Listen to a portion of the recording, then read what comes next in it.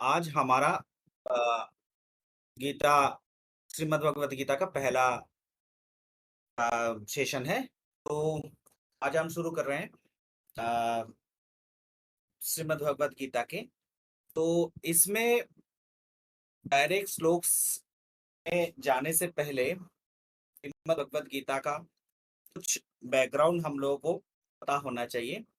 तो आज हम सिर्फ उसी पे बात करेंगे और पहला जो श्लोक है उसका अध्ययन करने का कोशिश करेंगे एक साथ में, और उसके बाद हम आगे बढ़ेंगे। ठीक है? तो और पूज्य बना आप ये और थोड़ा सा ये देखिएगा कि क्योंकि मैं प्रेजेंटेशन के साथ में रहूंगा, तो चैट सेक्शन में या फिर किसी में अगर कोई प्रश्न आए तो सेशन खत्म होने के मतलब मेरे प्रेजेंटेशन खत्म होने के बाद, सेशन खत्म होने के बाद काइंडली उसको आप रीड आउट कर दीजिएगा, या फिर मैं देख लूंगा उस समय, आप बोल दीजिएगा। ठीक है? जी, जी। हाँ हाँ, थैंक यू। जो मॉडल मैं फॉलो करूंगा इसमें, वो ये वाला मॉडल होगा जो हमारे वेद में मंडल 4 सूक्त 66 और मंत्र 14 से है। ठीक है?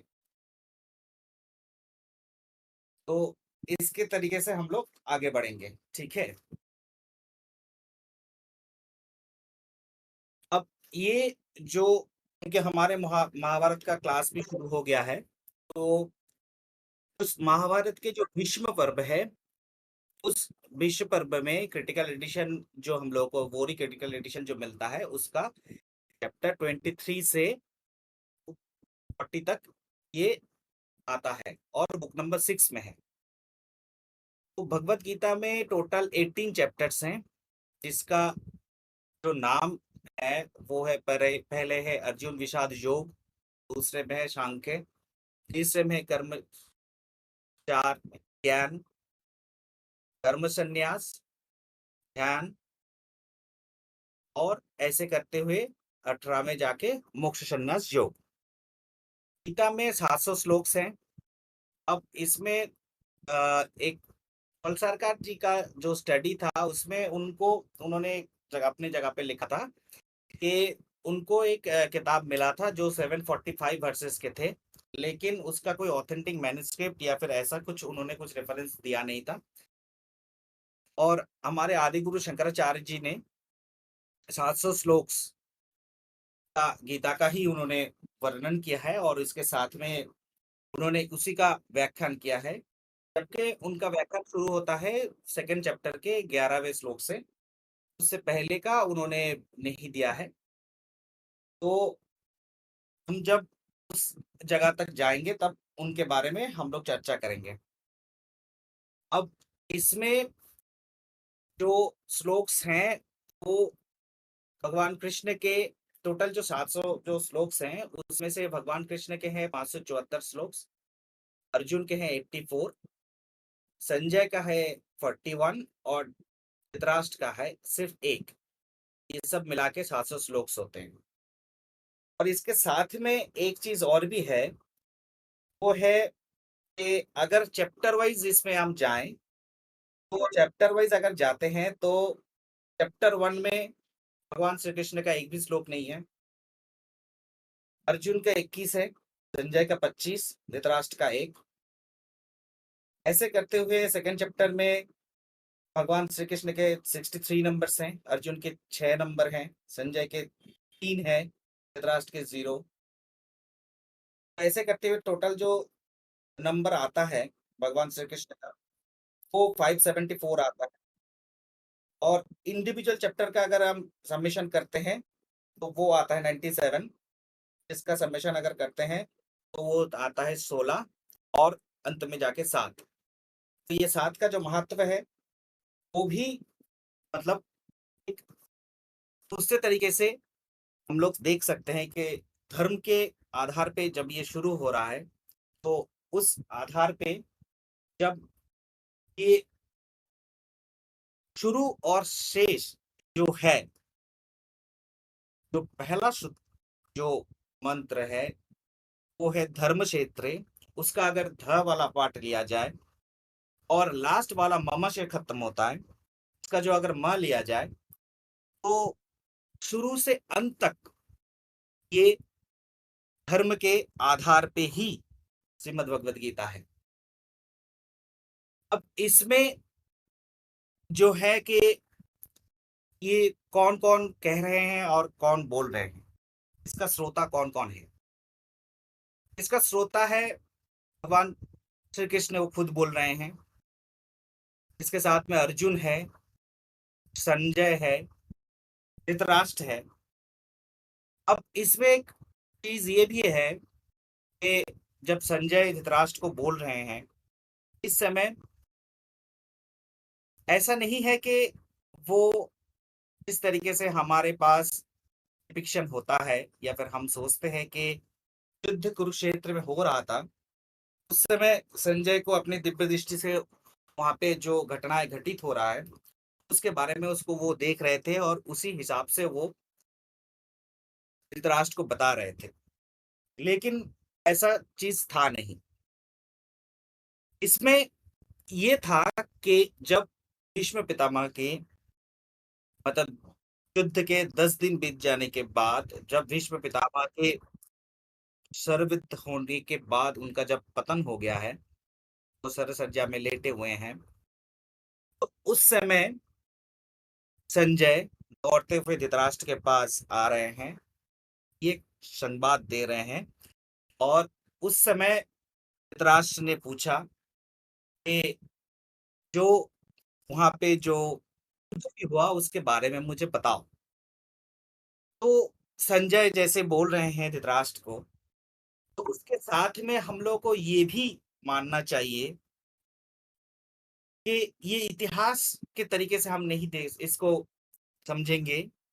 इसको हम समझेंगे कि जैसे संजय धृतराष्ट्र को बोल रहे थे, उसी तरीके से आज भी संजय हम लोगों को बोल रहे हैं और हम जैसे धृतराष्ट्र जब उस समय सुन रहे थे, तो हम भी अपने आप को धृतराष्ट्र की जगह पे रख के हम भी सुन रहे हैं। तो उस क्षण में हम भी सोच सकते हैं कि हम भी उसी जगह पे आज हैं, जिस जगह पे धृतराष्ट्र थे। अब इसके साथ में जो और लोग थे, अर्जुन, जिनको ये ज्ञान भगवान श्री कृष्ण दे रहे थे, इसके साथ में अर्जुन के जो ध्वज है, उस ध्वज में महावीर हनुमान का वहाँ पे जगह था। एक प्रतीक के रूप में इसको माना जा सकता है और एक शिक्षा के रूप में भी इसको माना जा सकता है। अगर इसको प्रतीकात्मक ले लें कि मतलब महावीर का वहाँ पे सिर्फ ध्वजा पे उनका स्थान था, तो इसको हम इस तरीके से भी ले सकते हैं। अगर इससे कुछ शिक्षा लेना होगा, तो इस तरीके से भी ले सकते हैं। अष्टनिधि और नवनिधि के जो अष्टसिद्धि और नवनिधि के जो मालिक अधिकारी, जो भगवान वहाँ पे जब खड़े हैं और उस समय अर्जुन को जो शंका आया, तो इस शंका का निवारण वो खुद भी कर सकते थे। लेकिन जब अर्जुन अपना बात रख रहा था भगवान श्री कृष्ण को, तो उस समय महावीर हनुमान ने एक भी शब्द नहीं कहा। तो इससे पता चल सकता है कि हम लोगों को जब किसी का मन में कोई शंका है, तो उस शंका के समय में अगर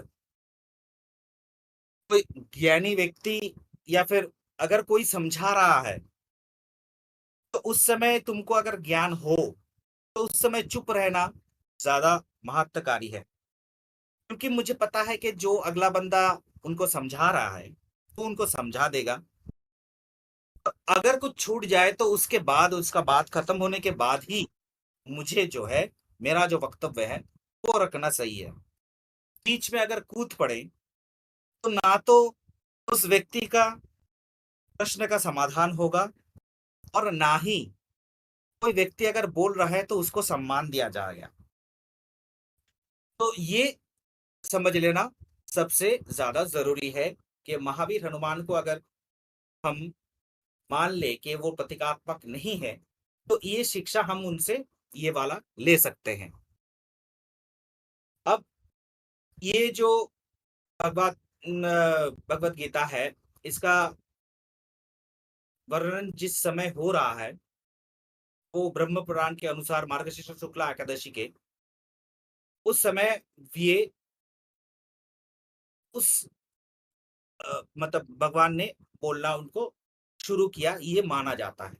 लेकिन बेसिकली ये 10 दिन बाद का, उसी को हम गीता जयंती बोल के हम मनाते हैं। ये तिथि मतलब प्रसिद्ध है गीता जयंती के नाम से, और इसको मुखपद एकादशी भी कहते हैं, क्योंकि ये 10 दिन बाद का समय है। और 10 दिन पहले ये घटना घट चुका था, वो था कार्तिक अमावस्या, जब भगवान श्री कृष्ण ने अर्जुन को ये गीता का संदेश उपदेश किया था। अब इसका जो डेट है, ये 16 अक्टूबर 5561 बीसी, मतलब आज से 7585 साल के पहले का घटना है। तो इसके बारे में अगर कभी डिटेल एक्सप्लेनेशन अगर चाहिए होगा, तो इसके बारे में बाद में ये दिया जाएगा। और मतलब ये कैसे आया, ठीक है। इसका जो प्रसिद्ध भाष्यकार हैं, इसके प्रसिद्ध भाष्यकार अद्वैत के हैं, शंकराचार्य, सिद्धार्थ के सुबधुनी टीका, मधुसूदन सरस्वती के तक उदार्थ दीपिका, विशिष्टाद्वैत है जामुनाचार्य के तक अर्थ संग्रह, रामानुचार्य गीताभाष्य, ऐत्य का माधवाचार्य, और जयदेव जयतीर्थ कृत जो प्रेम दीपिका टीका है, और माधवाचार्य कृत गीता तात्पर्य निर्णय, सुब्धोदोत काश्मीरी टीकाएं, अभिनव गुप्त का, तो ये सब हैं। अब महाभारत का जो छंद में इसको लिखा गया है, वो छंद है अनुष्टुप, इंद्रवज्र, उपेंद्र वज्र, उपजाति और विपरीत पूर्वा। अब क्योंकि, लेकिन अगर हम लोग इसमें अगर मतलब जानते हैं, तो हमेशा ये कहा जाता है कि ये अनुष्टुप छंद में ही लिखा हुआ है। क्यों? क्योंकि अनुष्टुप छंद में 646 नंबर श्लोक्स अनुष्टुप छंद में है। तो क्योंकि ज्यादातर 700 में ज्यादातर श्लोक ही अनुष्टुप छंद में है, इसीलिए इसको कहा जाता है कि ये अनुष्टुप छंद में लिखा हुआ है। इंद्र वज्र में 10 है, उपजाति में 37 है, 4 है उपेंद्र विजय में, और 4 है विपरीत पूर्वा में। अब इसके बाद एक चीज और, मतलब शुरू करने से पहले कुछ चीजें को समझ लेना जरूरी है। जैसे हम लोगों ने अभी अभी यहाँ पे देखा कि जो इसमें दो कैरेक्टर को हमने छोड़ दिया जो लिसनर्स वाले में। एक है महर्षि कृष्णदेव पान, जो महाभारत का जिसका मतलब कि श्रीमद् भगवद गीता जिसका पाठ है, महाभारत जिसका जो बोल रहे हैं, और एक दूसरा है तो भगवान गणेश जिसको लिख रहे हैं। तो इसके बारे में हम लोगों को थोड़ा सा जानना जरूरी है। क्यों जानना जरूरी है? जानना जरूरी इसलिए भी है कि इतने हजारों साल पहले जो एक किताब लिखा जा रहा है, जिसका रचना किया जा रहा है, उस किताब का महत्व आज तक है। तो ये किस लिए है और क्यों है? और इस किताब से ये किताब क्या सिर्फ एक इतिहास है? इतिहास के तरीके से हम लोग देखें, इसको आध्यात्मिक शास्त्र के तरीके से देखें, या फिर किस तरीके से इसको देखें, पढ़े कैसे, इसका स्वाध्याय कैसे करें, इसके बारे में हम लोगों को सोचना चाहिए। तो इसमें निमिषारण्य का जो वर्णन है, निमिषारण्य में ये घटनाएं घट रहे हैं। अब इसमें थोड़ा सा इसका जो वक्तव्य है, इसका नाम महाभारत जो पड़ा, तो महाभारत में इसके बारे में जो जाना जाता है कि ब्रह्मा जब व्यासदेव के पास आए, कृष्णदेवपायन के पास आए और उन्होंने कहा कि तुम तत्वज्ञानी मुनि के मध्य में श्रेष्ठ हो, तो तुम उत्कृष्टतम तत्व महाभारत का प्रकाश करो।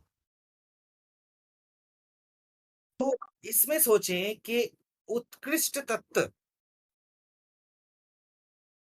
उत्कृष्ट तत्व इसको क्यों बोला गया है? क्योंकि महाभारत का शब्द का जो निरुक्ति है, महान जो भारत है, महाभारत, भारत क्या है? क्या भारत की एक किताब है?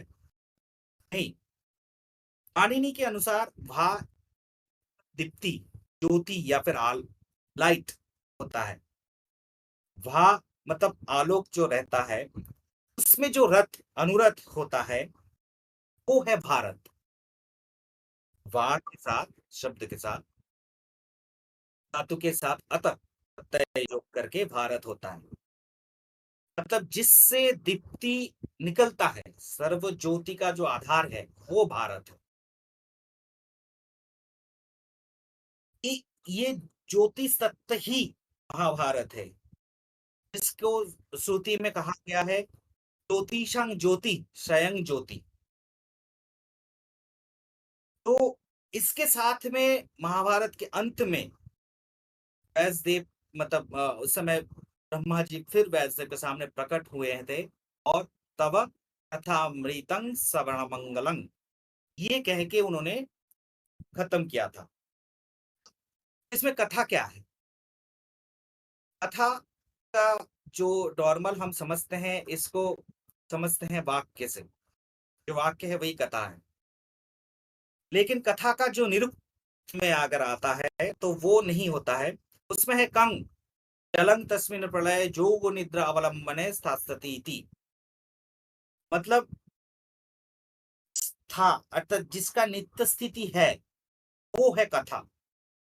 क जो व्यंजन वर्ण आता है वो आद्यक्षर है। छांदोग्य उपनिषद में इसको प्रजापति का बीज कहा गया है। ऋग्वेद अथर्ववेद में भी ये का देवता का जो स्तुति हुआ है उसमें कहा गया है कस्मै देवाय हविषा विदम,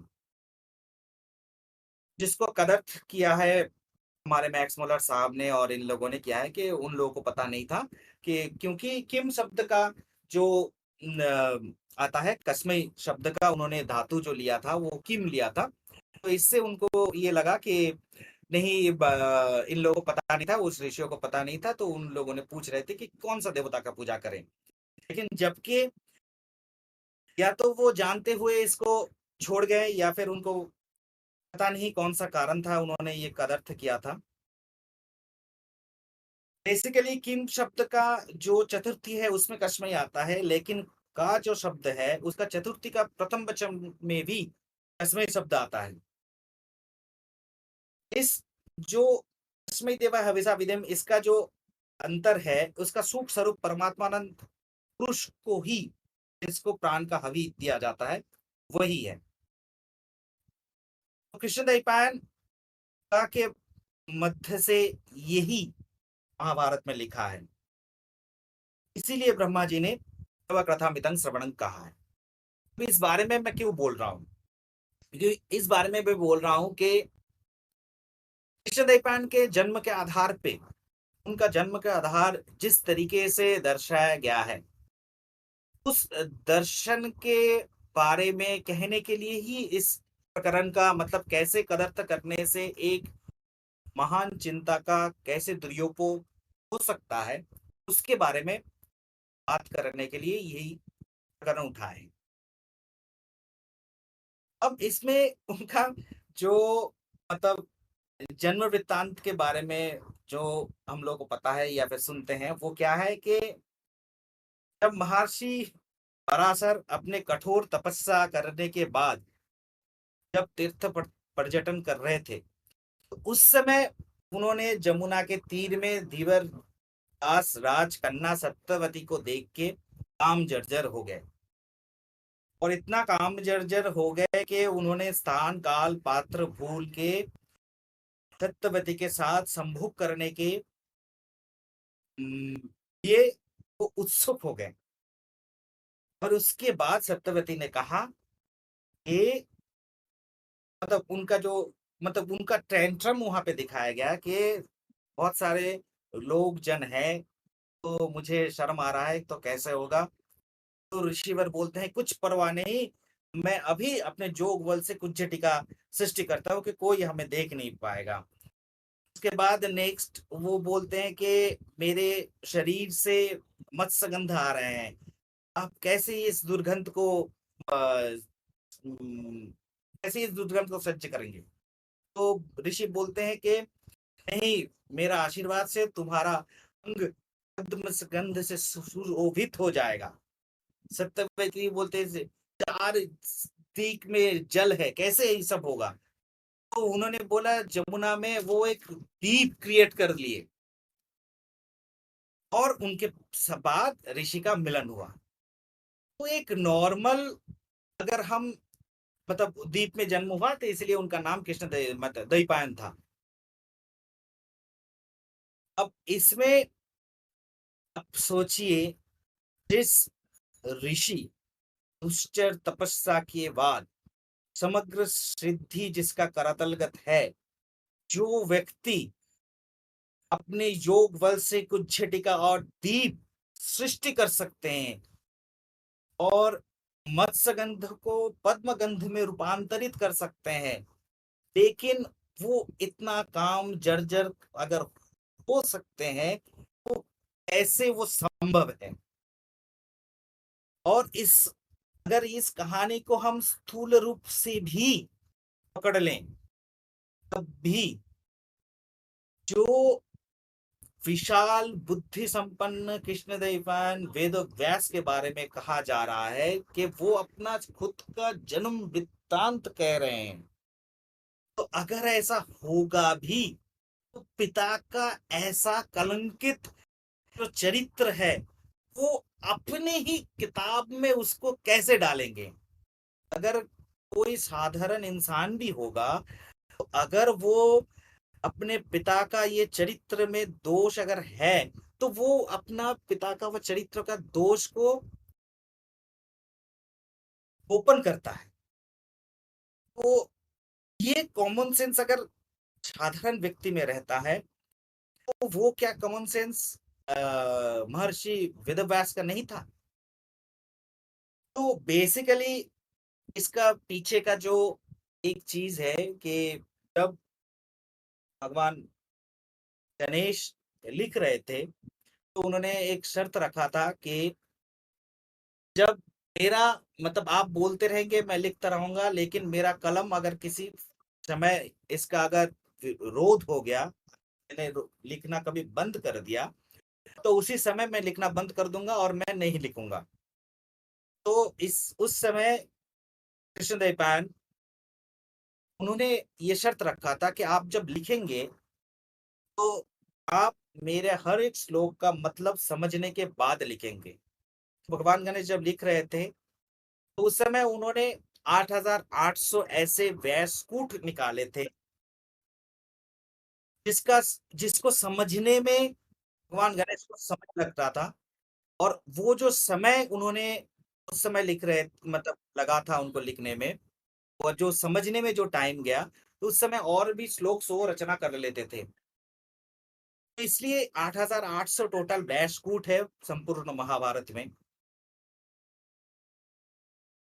तो अभी वापस आते हैं, क्यों ये ऐसे करके कहानी जो विभ्राट जो घटा है वो क्यों है। अब इसमें कुछ चीज हम लोग को समझना चाहिए, या फिर इसका जो क्या है, ये एक व्यासकूट में तोड़ के आपको देता हूं। अब इसमें सबसे पहला जो चीज है, जो सत्यवती जो दास राज का जो कन्या है जो दिखाया जाता है वो नहीं है। उनका जो पिता का नाम जो मिलता है वो है उपरिचर। अब कुरु वंश का ये राजा जब वसु होते हैं, उनका राजधानी का नाम था चेदिराज, चेदिराज्य, सॉरी, चेदिराज्य। अब वहां पे अलावा जो एक नदी था उनके राज्य में जिसका नाम था शुक्तिमती। अब उस समय उनका जो एक पुत्र और एक कन्या जो था, कन्या का नाम था गिरिबाला। उपरिचर उस गिरिवाला का उनका और गिरिवाला का शादी होता है और यही गिरिवाला ही सत्यवती का माता है। जन्म के बाद सत्यवती परित्यक्ता हन और धीवर राज उनको पालन करते हैं। अब इसका जो अंतर्निहित तो जो अर्थ है ये है कि उपरिचर का मतलब क्या है। ऊ ते ऊर्ध्वं सॉरी ऊर्ध्वं परिपरित विचरति जह स उपरिचय। देह का जो ऊपरी भाग है मतलब केस से लेके पैर के नाखून तक, वो जो सर्वव्याप्त, जो परिव्याप्त, जो प्राण चैतन्य है उसको कहते हैं उपरिचर। उसका जो राजधानी है वो चेदी। चेदी शब्द आता है चित शब्द का रूपांतर। उपनिषद इस विश्व को चिद और जड़ का जो ग्रंथि है उस चिद प्राण चैतन्य अगर उपरिचर होना है तो गिरी वाला है उनका जड़ शक्ति। अब जड़ को जो अवस्था में अब जब हम देखते हैं उस समय हम चिति शक्ति को देख नहीं पाते हैं, तो इसीलिए वो जड़ अवस्था में हम उसको देखते हैं तो वो भ्रम पैदा होता है। जैसे हम चेयर को देखते हैं जड़ पदार्थ, टेबल को देखते हैं हम, अलमारी को, ऐसे कुछ जड़ पदार्थ को जब देखते हैं उसका जो चित्त शक्ति है वो हम देख नहीं पाते। उसका जो चेतन पोर्शन है वो हम देख नहीं पाते, उसका इलेक्ट्रॉन का मूवमेंट हम देख नहीं पाते। तो उस समय हम जड़ पदार्थ ही सिर्फ उसका देखते हैं। अब इसमें जो शुक्तिमती जो था, वो जो भ्रम है, भ्रम वो अंधकार तुल्य होता है। अब इसमें प्राण चैतन्य में जब जड़ का चिन्मय जब हो जाता है तो उस समय वो एक घाट में ध्यात्म बुद्धि में जो निम्नतर भूमि पे जो स्थिति है वो ही धीबर के गढ़ में सत्यवती का वास ऐसे दिखाया जाता है। इसीलिए सत्यवती को दास राज का पालित कन्या कहा गया है। अब मत्स्य के पेट में उसको वो मिले थे। तो जब तक हम लोग आत्मज्ञान लाभ नहीं करते हैं तब तक हम लोग देह सर्वस्व ही रहते हैं। जीव का जो ये देह सर्वस्व जो भाव है यही है मदलिप्त मत्स्य भाव। अब पराशर कौन है? पराशर परगत प्राण, परसु से पराशर आया है, परगत पान से। अब ये पराशर क्या कर रहे हैं? ये परम ब्रह्म तत्व, परम तत्व जो है, ब्रह्म का जो तत्व है उसको सड़ के नए जिसने संधान किए हैं वही पराशर है। मतलब परातत्व में सर्वत तन्मय होने का जो कौशल है उसका शिक्षा जो दे सकते हैं वो पराशर है। ठीक है। अब व्यास देव का, कृष्णदेव का जन्म हो रहा है दीप में।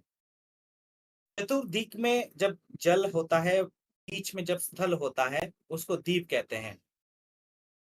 मतलब घर्ण कृष्ण आस्तरण के जवनिका वेद करते हुए श्वेत ज्योति समुद्र का जब आविर्भाव होता है तो उस समय जो ऋतंभरा का स्फुरन होता है वही है द्वैपायन अवस्था।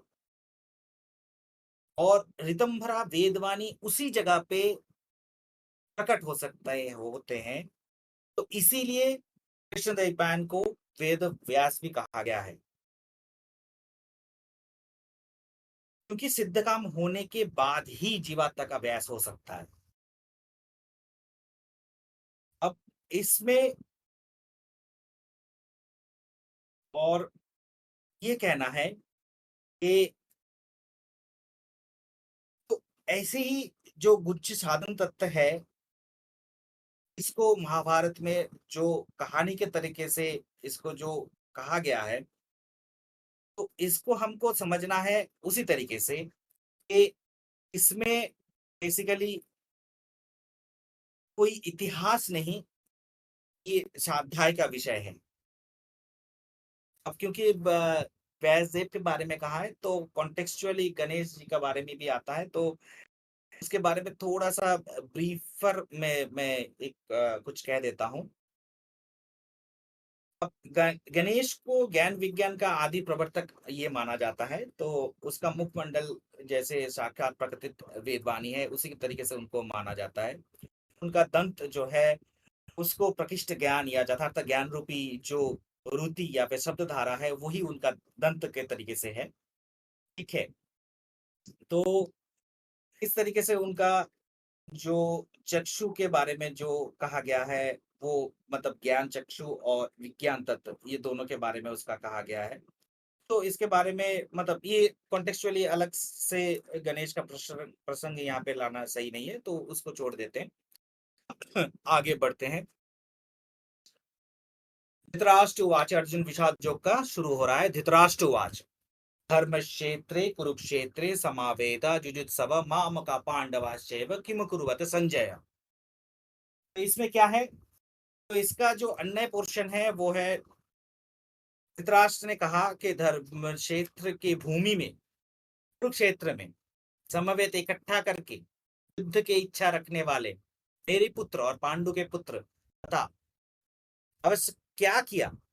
तो उन्होंने क्या किया संजय, ये बताओ मुझे। मेरे और पांडु के पुत्रगण धर्म क्षेत्र में, कुरुक्षेत्र में युद्ध की इच्छा से मिलित होके क्या किए, ये उन्होंने पूछा। अब इसके बारे में थोड़ा सा हम लोग देखते हैं कि पहला जो है, ये हम लोगों को पता है कि धृतराष्ट्र कौन है। कुरु वंश के अभी वो राजा हैं। धर्म क्षेत्र कुरुक्षेत्र में जब ये शुरू हो रहा है तो धृतराष्ट्र से शुरू हो रहा है। तो हम पढ़ रहे हैं एक आध्यात्मिक स्वास्थ्य।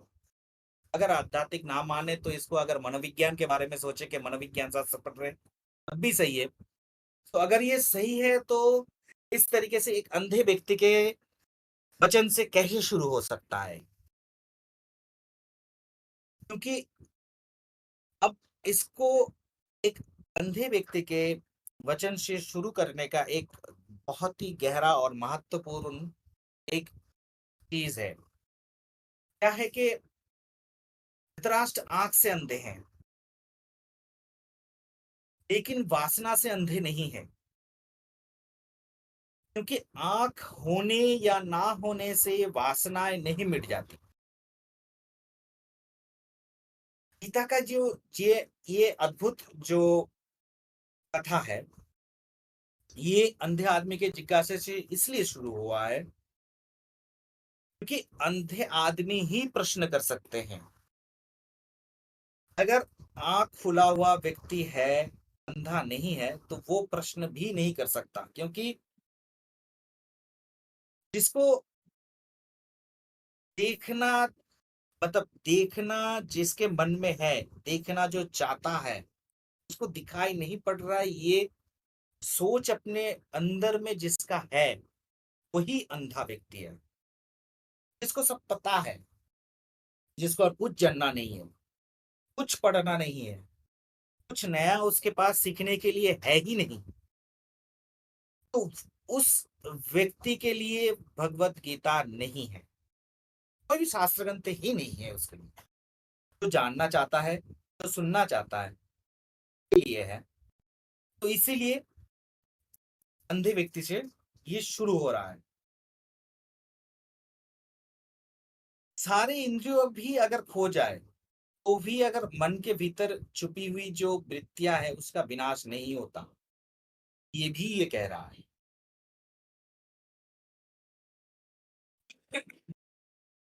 धृतराष्ट्र अंधे हैं, लेकिन युद्ध के में मैदान में क्या हुआ, तो इतने दूर बैठे हुए उसके लिए वो अभी भी उत्सुक है। तो इससे ये भी पता चलता है कि उसके अंदर में अभी भी वासना लालच अभी भी भरा हुआ है और वो उससे अभी भी पीड़ित है और जानने के लिए आतुर है।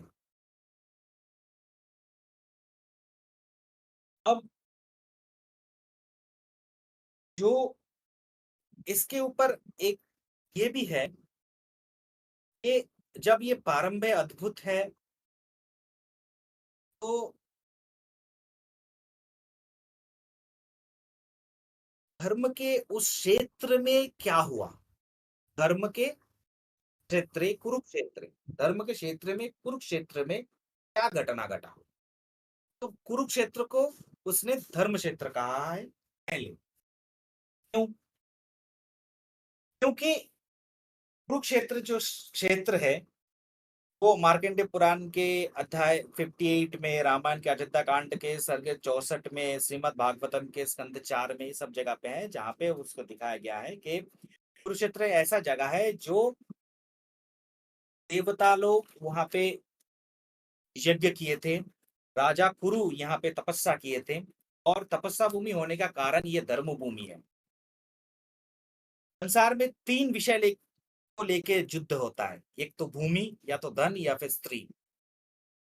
कुरुक्षेत्र, क्षेत्र शब्द से यहाँ पे जो समझाने का कोशिश किया गया है वो है कि भूमि को लेके यहाँ पे झगड़ा है। अब युयुत्सव शब्द मतलब युद्ध के इच्छा करने वाले। तो इसके बाद में धृतराष्ट्र को, इसका जो, अगर हम लोग इसको ये ले लें कि धृतराष्ट्र जो शब्द है, इस शब्द का अगर यौगिक व्याख्या ले लें तो इसमें आता है, धृतराष्ट्र है, धृत जो शब्द है, इसका शब्द का मतलब है धारण करना। राष्ट्र जो शब्द है उसके मतलब है राज्य। मतलब इस राज्य को जो धारण करके रखे हैं वही धृतराष्ट्र है। मतलब इस देह का जो राज्य रूपी जो प्रभाव, जिसका प्रभाव जिसके ऊपर विस्तृत है, वही धृतराष्ट्र है।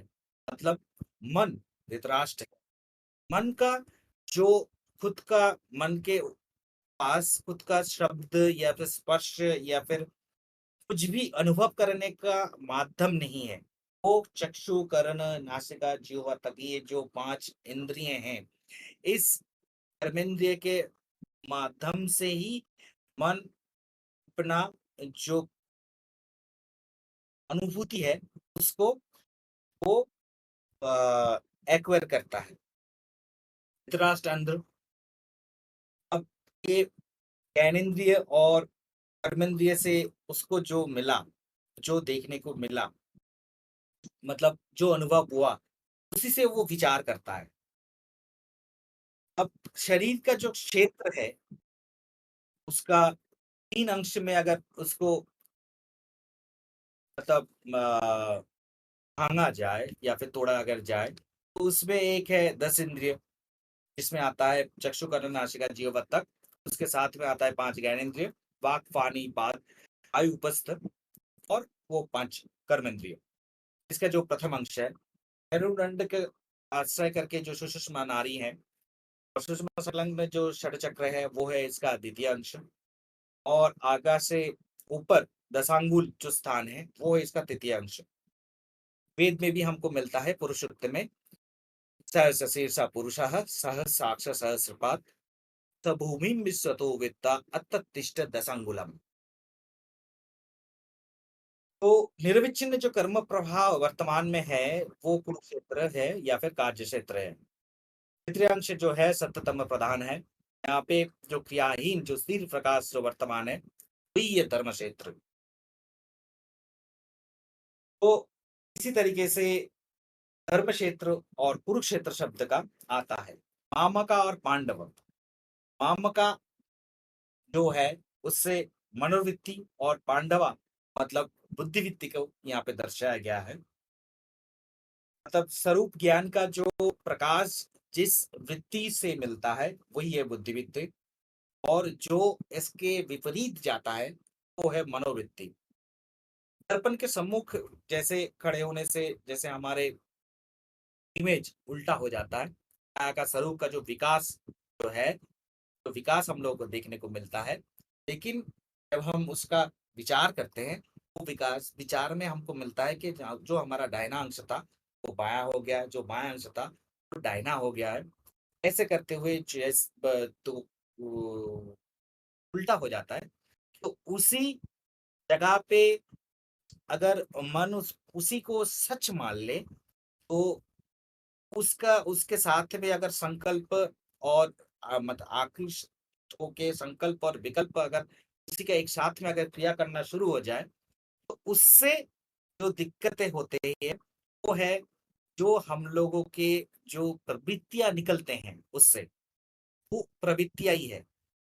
जैसे काम, क्रोध, लोभ, मोह, मत्सर, निद्रा, आलस, ऐसे करके जो है वही है।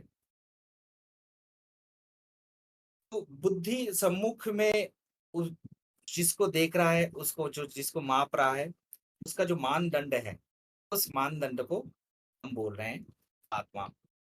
आत्मा ही उसका मानदंड है।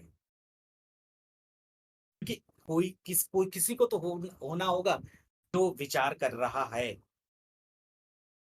पांडवा मतलब कर्तव्य निश्चय, पंडा इति ज्ञाने पांडवा। अब इसमें कौन से निवृत्ति आ रहा है?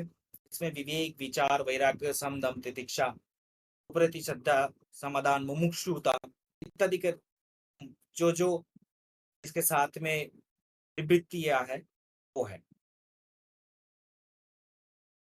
तो किसी किसी समय में ऐसा देखने को मिलता है कि कभी कभार हमारे जो कर्मेंद्रिय हैं वो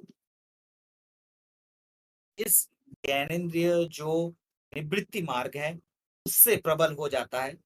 उस समय हम किसी किसी एक तरीके से झुक जाते हैं, और जब निवृत्ति मार्ग हमारे ऊपर भारी हो जाता है तो हम किसी दूसरे तरफ झुक जाते हैं। तो गीता का जो पहला जो अध्याय है, तो ऐसे ही दो अति के बीच का जो जर्नी है, जो अति के बीच का जो रास्ता है, उसी को दर्शाता है। इसीलिए इसका नाम अर्जुन विषाद योग है।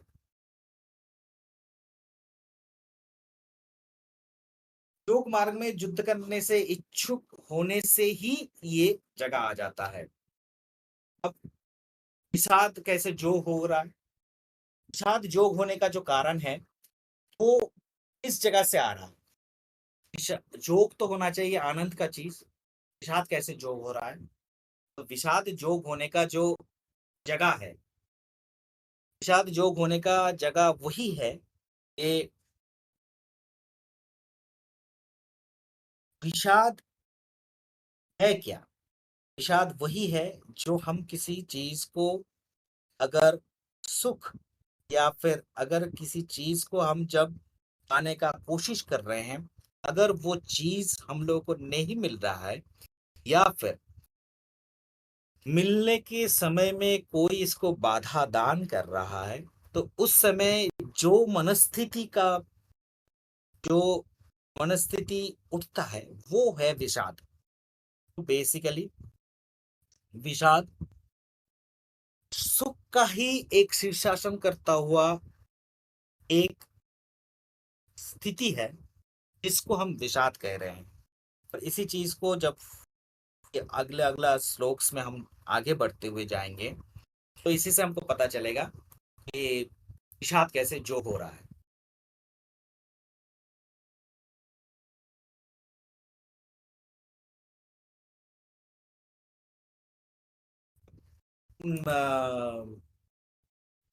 उसके बाद में और आज इसके अंदर में और ज्यादा अंत तक नहीं जाएंगे।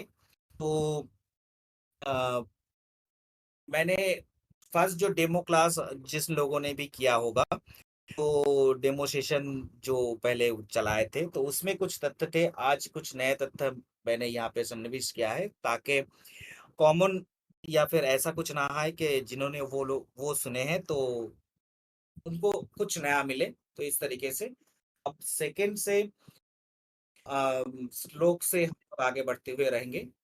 तो आज यहीं पे हम ये करते हैं, और अगर किसी का कोई प्रश्न आ रहा है तो उसको कोशिश करेंगे कि कैसे इसको किया जाए। तो गुलगुलू जी या फिर जुबैना, अगर प्रश्न आया है तो उसको अगर थोड़ा सा यहाँ पे मिलेगा, ये अगर बता दे तो।